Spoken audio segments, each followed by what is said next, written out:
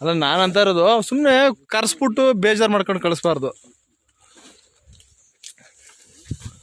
ಈಗ ನಮ್ಗೆ ಅಷ್ಟು ಜ್ಞಾನ ಇಲ್ದೇನೆ ಕರ್ಸೋವ ಗಾಡಿಗಳನ್ನ. ಯಾವ ಮಾವಿಡೆ ಎಷ್ಟು ಬಿಡ್ಬೇಕು ಇಲ್ಲಿ ಎಷ್ಟು ಬಿಡ್ಬೇಕು ತೆಂಗಿನ ಗಿಡ ಮಾಮೂಲಿ ಬೀಚ್ ಊರಿಗೆ ನಮ್ಮ ಬೀಚ್ ಎಷ್ಟು 15 ಇದೆಯಾ?